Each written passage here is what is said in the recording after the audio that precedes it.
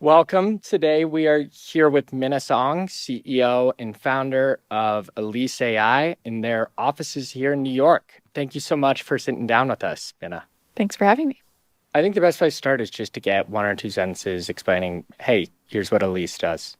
Elise is a AI company. We build AI agents that automate the administrative workflows, particularly in two vertical industries, the housing industry or the residential real estate industry and the healthcare industry. So you can think about all the manual things that happen on site at a property or at a healthcare provider's office.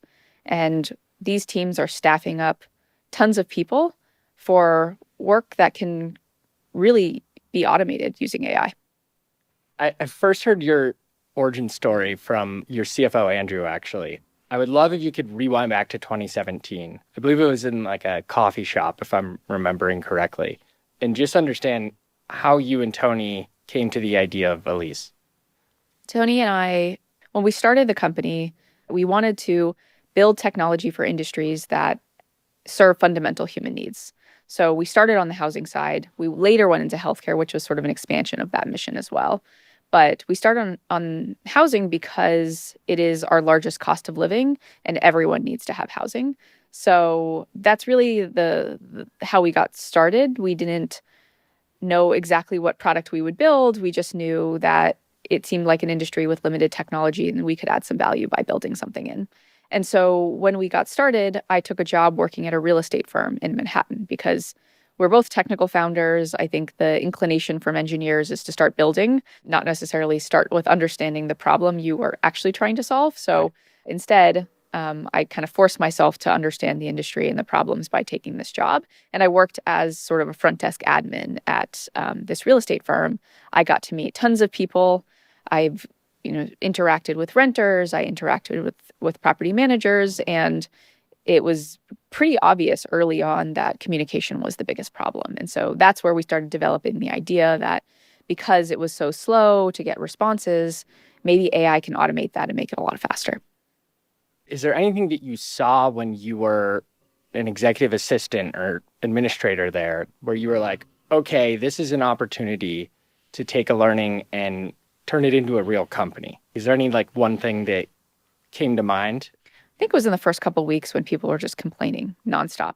It was not hidden. It was not some aha moment. It was this continuous thing that you kept hearing, this continuous pain point, Right. where every day someone was trying to call a building and they couldn't reach that building. So I think people are shocked that I went and took this job, which is strange to me because there's nothing that more obviously tells you than being in the work environment of your customer. Let's fast forward 2 years. Elise raises their Series A, and I'm actually going to read the funding announcement very quickly. Meet Elise, founded by Minna and Tony Stoanoff in 2017, uses machine learning to fill the communication gaps between renters and apartment operators. It's an AI leasing assistant that handles the most redundant communications. That was, more than 5 years before ChatGPT was released. And it reads like a 2025 deal announcement, right? So needless to say, you were early to the trend, right? I'm curious how that impacted you and Tony in the early days. Like, did you have to go and say, I'm going to rebuild the entire product for AI technology, right? Yes, we definitely had to rebuild a lot. But when we started, this is before zero shot or few shot learning became popular. So there were really old techniques where, and honestly, we got really lucky because in 2017, the transformer was invented, and transformer is the T in GPT. So actually, before 2017, there were completely different and much less performant ways to do natural language processing. So we got lucky. And what we were doing was state of the art at the time, but now it seems so silly. We were actually collecting our own data, tagging test sets, tagging training data, and using that to build our own basically classification model. So what it would do is it would take in a message, it would use our models that we built in-house to determine what did someone say. What did they mean? Were they talking about a pet policy? Were they asking for application requirements? And then from that, it would use pretty templated responses. But if you make the templates kind of fine-grained enough, people did actually think that they were speaking with a human, but not all of the time. Sometimes it was a little bit robotic. Obviously, we rebuilt that when a bunch of generative AI actually started coming out. Right. So we saw GPT-3 come out in 2020, and it wasn't really commercially viable. We couldn't really use it in our product, but we knew, hey, this was a big jump. Something was changing in the industry and in AI. And we ended up rebuilding our entire system between 2021 and 2022. Extremely painful time in the company. Doing a full system rebuild is nothing to be excited about. It was a year-long process. Hard on the company, hard on our customers. And a lot of companies do that and try to, and they try and they fail. But we got through that, and really the system was built so that we can plug in new models or test out and evaluate things very, very quickly, and that helps keep our product velocity higher. I think if we hadn't done that, we would be in a very different spot, and we might not be here today. But that investment was really worth it. So obviously AI was like a huge unlock for you all, and you guys were the first mover, and you landed contracts with most of the top 100 property owners in the US. But the thing with generative AI is that it really has leveled the playing field nowadays, right? So people can create a cheap knockoff version of Elise pretty quickly, right? When we first met over in the room over there, we had a conversation and you said there's really not moats anymore, traditional moats. And so you seem to be very understanding of that competitive risk. I'm curious, like, how do you think Elise remains differentiated in this new AI paradigm? Yeah, that's a great point. I think the conversation piece becomes easier over time, right? It's and much less expensive. You don't have to tag data. You don't have to train your own models to understand conversations. There's actually a good amount of conversation models we've built in-house that we still use, mainly to create reliability, stability, and make sure our conversations are compliant because we work in highly regulated industries. So there are components we still use, but yes, over time, LLMs become more easily usable, and they follow your directions better. But really, our defensibility comes from having a lot of depth of our product. And I do agree that over time, people can build, if we could build it, of course, someone else could also build it. So how do we use our head start? How do we use our execution as a competitive advantage? And so everything we think about culturally, internally, is how do we get our product velocity higher and higher all the time? So I think today, the actual delta between us and competitors has actually increased.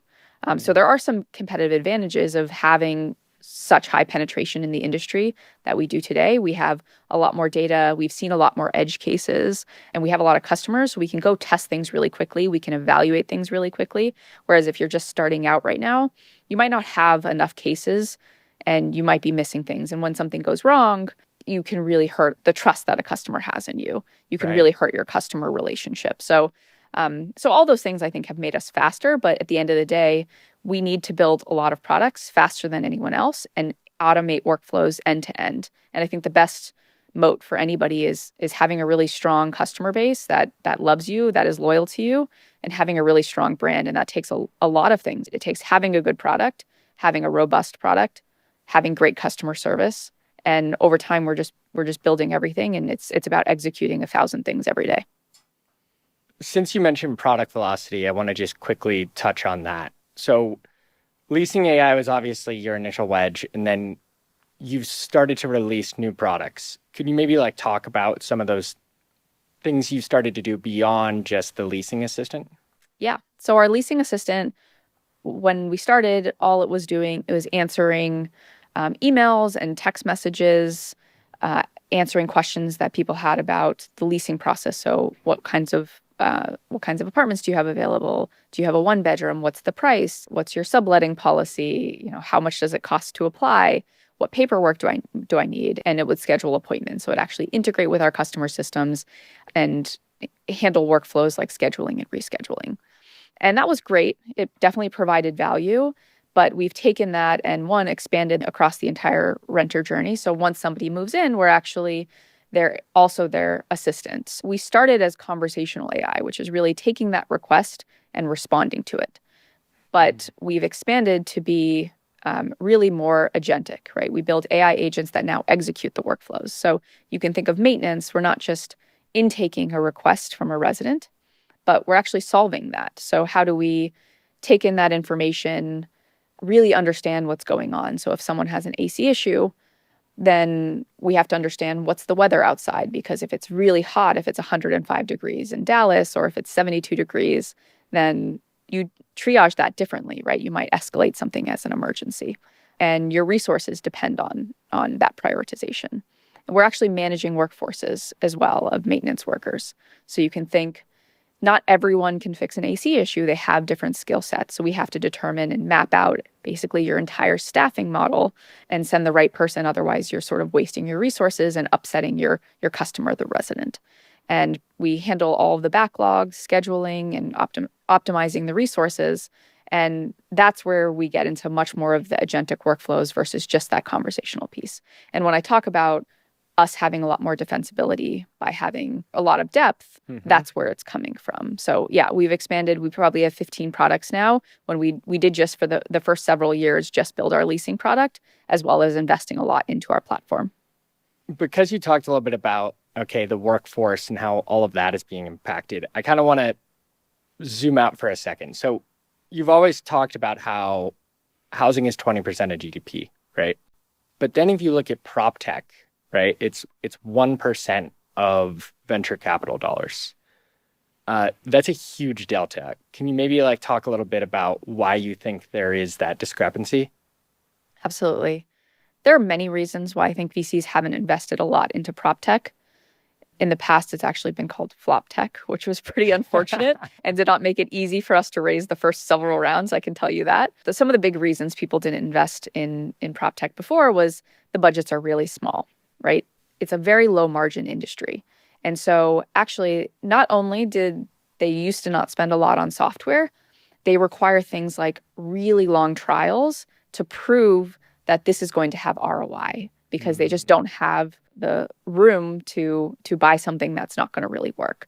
And so that makes it hard for startups to get off the ground and to have that escape velocity, when really you're investing so much, you're spending so much to serve a customer before they ever pay you. So there's a couple reasons that makes it difficult. And I think another thing is it's all sort of snowballs, but the users are very non-technical.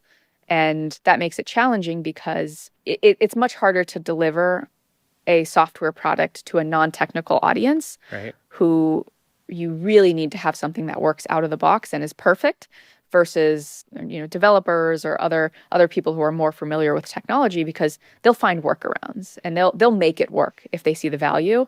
Even if something provides value in real estate, if it's not extremely easy, the customers just won't adopt it. So can you give me a sense of the scale of the savings some of your biggest customers are having on the labor spend here? I think that'd be helpful so people can understand, hey, this agentic workforce can have an impact way beyond any software tool they may have purchased 20 years ago. We've seen a ton of savings from our customers. So in real estate, there's a concept called centralization, which means taking people that typically worked on site at every community and actually using automation to automate 95% of their work, and then having one person serving 20 buildings instead, and just doing the things that couldn't be automated. And through that, we've seen our customers significantly decrease their headcount, and obviously have a lot of savings because of that. Some examples are Equity Residential. Just deploying our first product with them, our leasing product, very quickly saw $15 million of savings for their And they teams. disclosed it in an earnings report, I believe. Yes, right? they did. Yeah. Wow. Yeah. That's amazing. And what is that relative to how much they're really spending on a lease? I think it was about 15 to 20% of their on-site staff. Wow. That's substantial. Another one of our customers, Villa Serena, saw a 43% increase in NOI, which translated to about $731 per unit because of their payroll savings. And they could do that at a tiny fraction of the cost with our AI. 6 months after we first invested, Elise announced they had crossed $100 million in ARR and closed a $250 million Series E at a $2 billion valuation. I'm really curious how you're thinking about deploying that money between expanding the core real estate business, healthcare, which we'll get to in a little bit here, and then international expansion. Yeah, we did raise a significant funding round. And a lot of that, quite honestly, was because we are growing exponentially. And so we needed to get ahead of our growth in both industries that we serve, in both housing and healthcare. And so most of that funding round is going to increasing the staff that we have. And a lot of that is going into new R&D, customer success, so that we can actually support these clients, and then building up the entire healthcare team. So we've gotten great traction across the specialties that we serve. The four core specialties are women's health, dermatology, orthopedics, and ophthalmology and healthcare. And we want to serve a lot more specialties. So we need more people, more teams, more salespeople to be able to penetrate those industries as well. That's awesome. That's great to hear. So quickly on healthcare, obviously, as you said at the start of our conversation, when you and Tony started the company, you had housing and healthcare as your ultimate mission, right? And you decided to start with housing, then ultimately hit healthcare second. What do you think is your advantage going into the healthcare market due to everything you've learned from the real estate sector? Yeah, we felt that we can go into healthcare because we had a competitive advantage, which was honestly the platform that we had invested in for years before we even thought about healthcare, before we thought seriously about healthcare. So things that our platform is really good at is how does it have very reliable enterprise grade conversations with consumers or our customer's customer? And then how do you deeply integrate into our customers' systems of record in order to actually take actions on those? We had a lot of experience with legacy technology. And as you can imagine, housing and healthcare both are sort of dominated by legacy tech.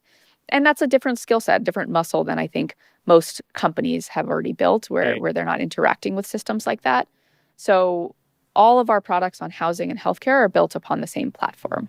And that means they both get better as we develop in each industry. And then how healthcare works, the go-to-market, the operations, the customer support is all sort of a separate team from the teams that serve the go-to-market and customer success on the housing side. So we did have to build up a whole team and really learn that from scratch, but it was great because we got a head start with the technology. I think 40% of GDP is probably enough with housing and healthcare.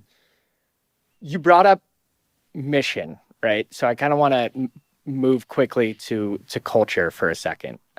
So neither you or Tony came from real estate. You did your period of time as a administrative assistant there.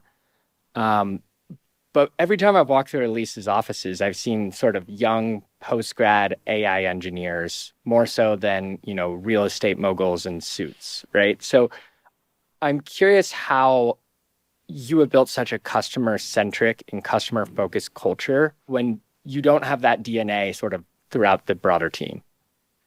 Yeah, I don't know if many people here even own a suit.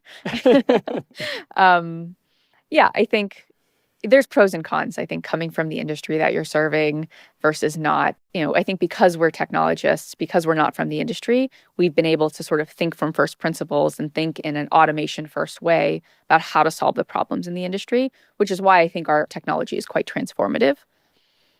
We have hired a few people, not a lot, but call it maybe 1% to 2% of the people in the company actually come from the real estate industry. And that is really important to have those influences and that person that someone can run to and be really accessible.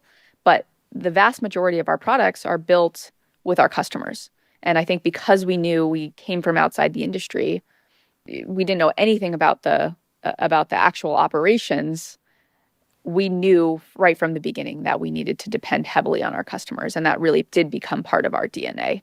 So our engineers go on site at properties and they visit our customers and they actually watch, how does a maintenance person schedule their day? What are the things that go wrong? They talk through all the ways that they're making decisions so that we can build and replicate that. And then on top of that, optimize using AI. So we have lots of call it rules or the ways that we operate, which is always surrounds how many customers have you spoken to? How many on-site visits have you done? And I think that's actually what gives us the most product velocity because we waste less time building the wrong products, which I think is really, really easy to do as a company. So asking those questions has, I think, accelerated our growth. And how do you even know to have a customer-centric culture like this? Was there ever a point in time when you maybe built a product for the real estate sector that you thought was the right product, but then realized that, you know, the customer really knew what was right?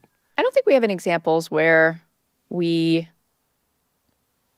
where we built something that wasn't adopted. Mm-hmm. And I think it's a combination of a few things. I think it's one, our customers have really expressed, our roadmap is driven by our customers' pain, not necessarily the features that they ask for, but the things that they talk about, the things that they say are hurting their financial performance, the things that they say are causing their teams to suffer a lot. And so as long as you're sort of tackling the problem in the right way, then you will get adoption. And I think the other reason why we've gotten a lot of adoption is because we've tried to build products that you can plug in and then they run automatically. You don't actually need to train a whole workforce on how to use something like traditional SaaS, right? Traditional SaaS definitely has a challenge with adoption. Whereas AI, it's meant to just work and be magical. And so I think we've had a lot of success because of those two things together. Awesome. So I want to talk about you a little bit. You have been CEO for 8 years, and really the company has now entered a new stage, right? So I would love to hear a little bit about how you've changed as a leader over the past 8 years as the company has matured. When Tony and I got started, we wanted to bring a product into the world that changes how things are done. I don't think we really thought about leading people.